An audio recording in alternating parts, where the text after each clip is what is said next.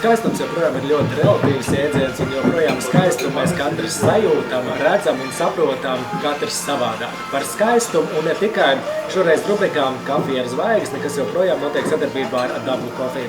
Un joprojām mēs lielu un sirsnīgi paldies sakām Jānim Rīkstiņam.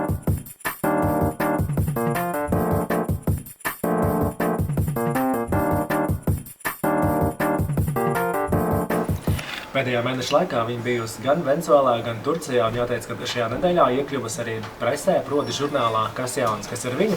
Tā, protams, ir Elita Drāge. Sveiki! Labrīt! Kā tu jūties tik agros rītos? Nē, tā man ir ikdiena, ņemot vērā, ka es ceļos 6, meditēju, eju uz jogu, vingroju. Ap šo laiku jau man ir, var teikt, otrās brokastis un jau daudz kas izdarīts, tādēļ viss ir kārtībā. Nu, tev Double Coffee tātad bija otrās brokastis, man bija pirmās brokastis, bet tas, kas mums ar tevi ir jādara, ja jau rubrika Kafija ar zvaigzni, tad, protams, mēs ar tevi pašķirstīsim žurnālus un šoreiz privātā dzīve un kas jauns. Arī tikai tāpēc, ka mums ir tik daudz, ko runāt par un ap tevi. Pēdīgs ar 2 žurnāliem, sākam ar privāto dzīvi, un tātad uz privātās dzīves vāka ir Reiniks un Ella, respektīvi Reiniks par Ellu. Los Andželosā katrs sitas kā māk. Tātad Ella joprojām dzīvo Amerikā, kur uz dzīvi pārcēlēs arī viņas draugs. Saki, tu varētu tā vienkārši visu noraut Latvijā un aizbraukt, piemēram, dzīvot uz to pašu Ameriku? Nē, nekad dzīvē pilnīgi tas nav mans. Man ir dzīves laikā bijuši iespējas daudz kur dzīvot, un viena no tām varētu būt arī Amerika. Nē, es esmu pilnīgi Latvijas patriota. Es tieši pat varu teikt, tikko atgriežoties no tik lieliem skaistiem braucieniem, man vienmēr ir sajūta, ka tur es nedzīvoju. Es dzīvoju tikai mājās, tikai Latvijā, pat tad, kad te ir augsts, kad te ir pat slikti, ir labi, jo man ir Latvija numur 1. Bet vai mums var būt 2 mājas vai cilvēks var teikt, ka man ir 2 mājas? Sajūta ziņā, jā, es varu teikt, ka otrs manas mājas noteikti ir Indija, kaut kādā emocionālā daļā. Bet, ja mēs skatāmies mazliet dziļāk filozofisko daļu un karmisko, ko es arī diezgan esmu iedziļinājusies, tomēr es palieku pie tā, ka cilvēkam mājas, tur, kur viņš ir piedzimis, un tur viņš atstrādā tās savus sajūtas. Lūk, piemēram, Lienai Brikovskai uz lūpas jauna drauga vārds, un patiesībā viņa sabiedrībā iziet ar jauno draugu, kas ir grafiskais dizainers Aleksandrs Ušakovs. Kāds interesants uzvārds Ušakovs, pēdējā laikā ļoti populārs. Jā, ļoti populārs, bet es domāju, ja tu, ko tu saki, cilvēki iziet un par to sāk rakstīt, tas ir mans novērojums. Tie, kas nav gatavi, lai pa viņiem raksta, labāk, lai ar jauniem draugiem nekur neiet, jo pēc tam tas diezgan slikti var beigties. Kā tev šķiet, cilvēks, kurš nav pieredzis būt publikas priekšā, atrasties žurnālos, viņam ir smagi, piemēram, tagad redz, mēs apspriežam Lienas jauno draugu. Jā, tas tieši tā man doma, ja cilvēks tomēr nav pieredzis un viņš arī negrib riskēt, dzirdēt komentārus uz seviem, sevišķi interneta, dažādos saitos, jo tieši tā ir tā lieta, par kas man arī tagad ir aktuāla. Mēs esam tikko atlidojuši no Turcijas ar meitenēm, dažas meitenes ir pirmo reizi portālos un Delfi izklādē, mums tagad ir pirmās fotogrāfijas, un kā tu saproti, pirmie komentāri. Un man vēl pagājuša nakti bija jāmierina mammas, jo komentāri esot šausmīgi, ko lai tagad dara, ko es varu teikt, vai nekur neiet, vai nelasiet komentārus, jo tas nav priekš daudziem cilvēkiem, tas ir liels šoks, un es domāju, ka arī ļoti sāpīgi tas ir lasīt par savu bērnu vai tā pašā laikā par mani, jo cilvēki man ir uzticējušies un paļaujušies un ar manīm devuši tādā ceļojumā, un mēs tik lasam visu sliktu.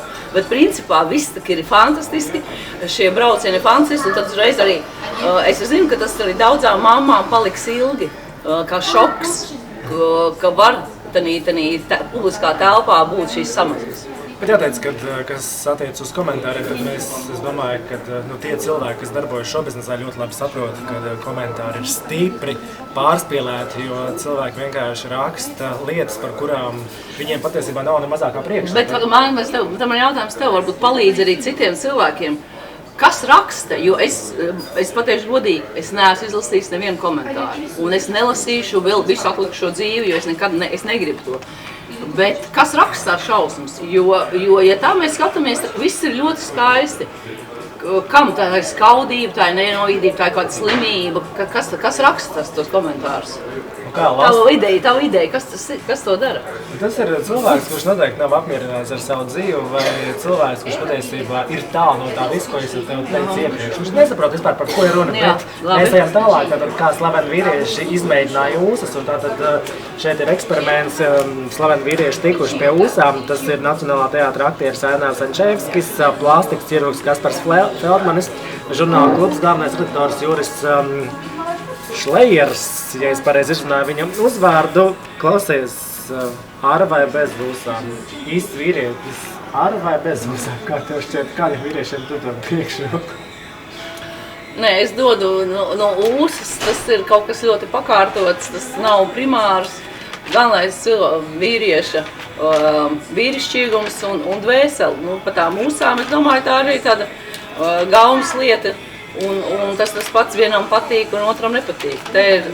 Tas nekādā ziņā vīrieti nekādīgi varbūt citus izdaļo, citus tieši otrādi padara vecākus, nopietnākus. Un tā ir gaumas lieta noteikti.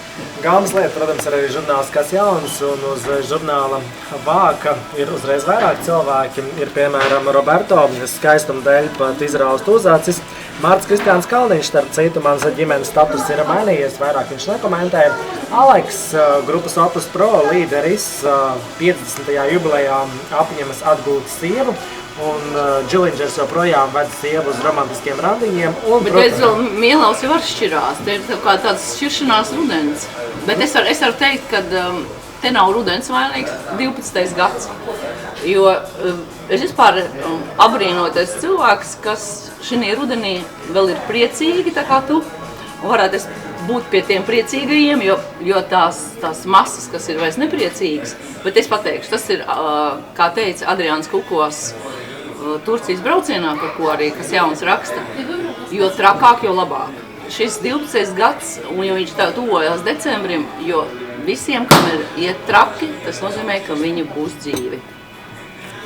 Tāds apgalvojums, tātad viss būs labi, bet skaista. Tie, kas te visi šķirās, raud un pārdzīvo, ja te visi kaut kādīgi visiem kaut kas notiek, jā. Normāli, tātad skaista, bet viena, kāpēc Balčunaitai vīrieši ir tikai labi draugi. Manuprāt, vecs stāsts, bet tomēr, kāpēc slavenai sievietei vīrieši ir tikai labi draugi un Balčunaitā tas nav vienīgā? Kāpēc tā notiek? Te es nesen, arī par Vitu runājot, es nesen te pavēroju izmaiņas arī Reizijas Kalniņas dzīvē, Zeltiņa. Jā, tiešām, es tieši par to padomāju.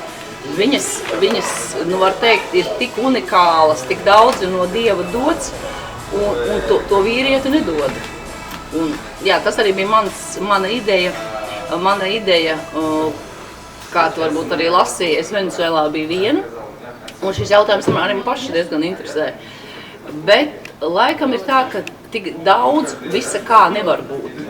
Ja tev ir iedots tas vizuālais no Dieva, ja tu esi pati mācējies sevi pasniegt, ja tev ir dots vēl citas dotības un tava dzīve nav standartā, laikam vēl pie šīs paketes pielikt klāt vēl to vīrieti skaisto, vēl ar Mercedes un mājām un kā te visi sapņo un tā viss tāda idila, es domāju, laikam būtu pa daudz. Un tad, kad tev kaut ko noņem, tā es varētu teikt par Vitu, vēl par tām meitenēm, kas tiešām šobrīd, kā var teikt, ir unikālas savā ziņā priekš mazās Latvijas, un tā pašā laikā vienas. Tas ir tāds mans vērojums. Venezuelā tu atpūties un arī paliki bez mobilā telefona, starp citu, bez kontaktiem, atbraucat uz Latviju, dzīve gandrīz sākās no nulles.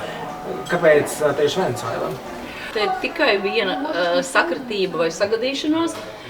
Es lasot grāmatu par Venezuelu, kur man tika uzdāvināta, es atradu ierakstu 8. septembrī Margaritas salā tiek svinēta ielejas jaunavas dzimšanas diena un svētki.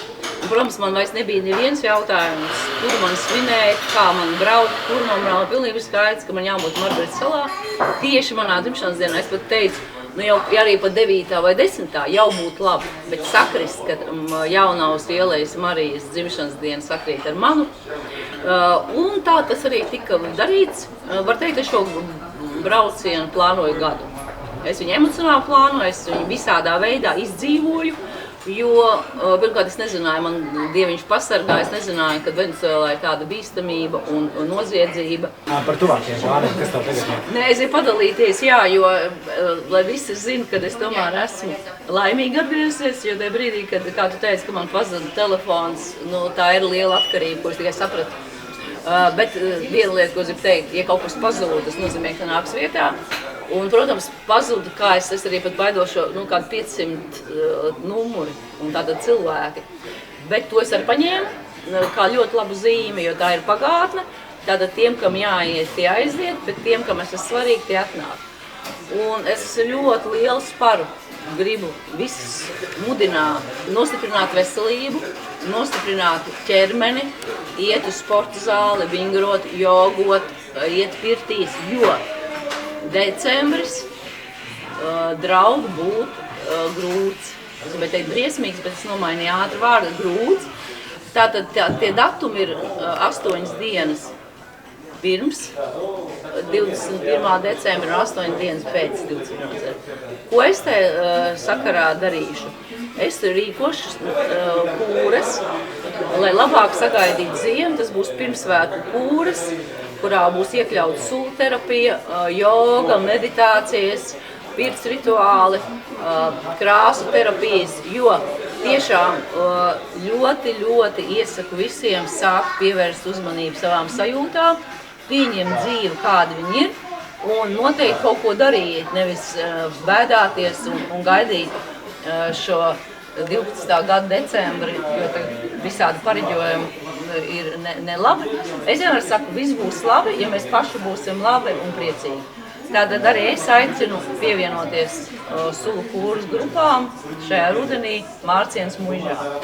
Nu, ko uz tādas priecīgas un ļoti veselīgas nots, mēs šoreiz arī beidzam rubriku Kafija ar zvaigzni un atgādinu, ka kopā ar mani šoreiz bija Elita Drāke, bet rubrika notiek sadarbībā ar Double Coffee. Tiekamies pēc nedēļas!